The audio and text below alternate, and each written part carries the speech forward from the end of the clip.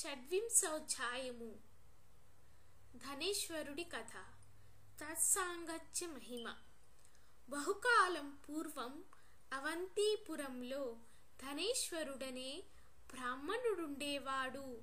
సహజంగానే ధనికుడైన అతగాడు కులాచార భ్రష్టుడై పాపాసక్తుడై చరించేవాడు.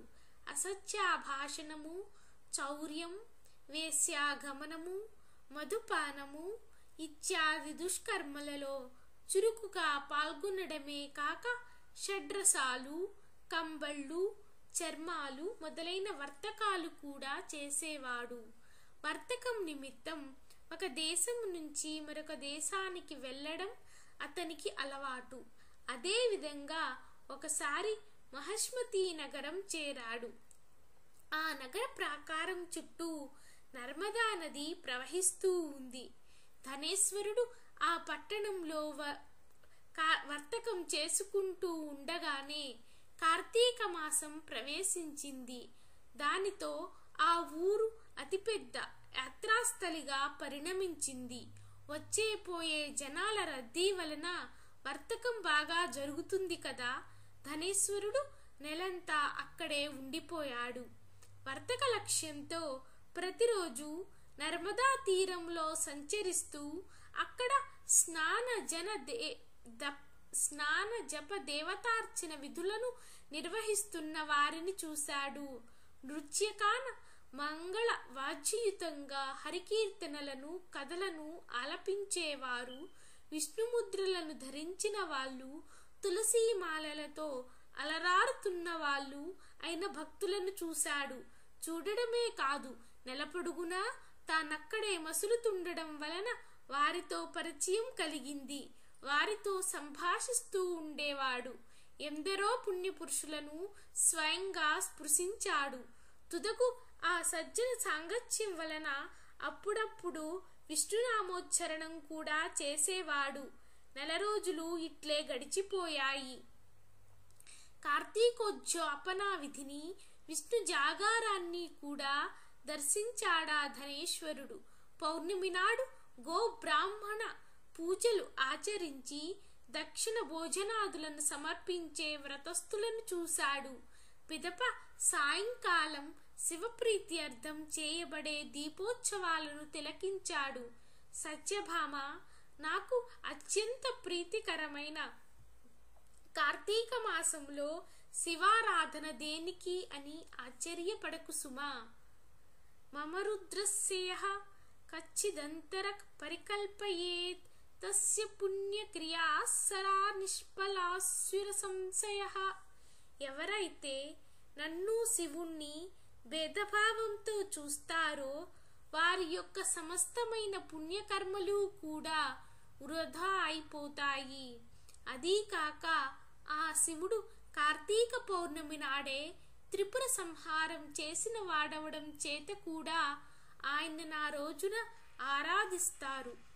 ఇక ధనేశ్వరుడి పూజ మహోత్సవాలన్నింటినీ ఎంతో ఆశ్చర్యంతోనూ వాంఛతోనూ చూస్తూ అక్కడక్కడే తిరుగుతున్నాడు. కానీ ఆ సమయంలో కాలవసాన ఓ కృష్ణ సర్పం అతనిని కాటువేయడం, తక్షణమే స్పృహ కోల్పోవడం, అపస్మారకంలో ఉన్న అతగాడికి అక్కడి భక్తులు తులసీ తీర్థాన్ని సేవింపచేయడం, ఆ అనంతరం క్షణంలోనే ధనేశ్వరుడు దేహత్యాగం చేయడం జరిగింది. మరుక్షణమే యమదూతలు వచ్చి అతని జీవుని పాశబద్ధుణ్ణి చేసి కొరడాలతో మోదుతూ యముని వద్దకు తీసుకువెళ్లారు. యముడు అతని పాపపుణ్యాల గురించి విచారణ ఆరంభించగా చిత్రగుప్తుడు, హే ధర్మరాజా, వీడు ఆగర్భ పాపాత్ముడే గాని అణువంతైన పుణ్యం చేసిన వాడు కాడని చెప్పాడు. ఆ మాట మీద దండధరుడు తన దూతల చేత ధనేశ్వరుడి తలను చితగగొట్టించి కుంభీపాక నరకంలో వేయించాడు. కాని ధనేశ్వరుడు ఆ నరకంలో పడగానే అక్కడి అగ్నులు చప్పగా చల్లారిపోయాయి. ఆశ్చర్యపడిన దూతలీ విషయాన్ని బాలునికి విన్నవించారు. అంతకంటే అబ్బురపడిన నరకాధీశుడు తక్షణమే ధనేశ్వరుని తన కొలువుకు పిలిపించి పునర్విచారణను తలపెట్టుతుండగా అక్కడకు విచ్చేసిన దేవర్షి అయిన నారదుడు, ఓ యమధర్మరాజా, ఈ ధనేశ్వరుడు తన చివరి రోజుల్లో నరక నివారకాలైన పుణ్యాలను ఆచరించాడు కనుక ఇతనిని నీ నరకం ఏమీ చేయలేదు. ఎవరైతే పుణ్యపురుష దర్శన స్పర్శన భాషణలకు పాత్రులో వారా సజ్జనుల యొక్క పుణ్యములో 6వ భాగాన్ని పొందుతూ ఉన్నారు. అటువంటిది ధనేశ్వరుడు 1 నెలపాటు కార్తీక వ్రతస్థులైన ఎందరెందరో పుణ్యాత్ములతో సాంగత్యం చేసి విశేష పుణ్యభాగాలను పొంది ఉన్నాడు. కార్తీక వ్రతస్థుల సహజీవనం వలన ఇతను కూడా సంపూర్ణ కార్తీక వ్రతఫలాన్ని ఆర్జించుకున్నాడు. అదీ కాక అవసాన వేళ హరిభక్తుల చేత తులసీ తీర్థమును పొందాడు. కర్ణపుటాలలో హరినామస్మరణం జరపబడినది. పుణ్య నర్మదా తీర్థాలలో వీని దేహము సుస్నాతమయ్యింది. అందరూ హరిప్రియుల ఆదరణకు పాత్రుడైన ఈ విప్రుడు నరకానుభవానికి అతీతుడే అని తెలుసుకో. ఇతగాడు దేవతా విశేషుడు. పుణ్యాత్ముడైన ఈ భూసరుడు పాపభోగాలైన నరకమందు ఉండేందుకు అనర్హుడు అని బోధించి వెళ్ళాడు.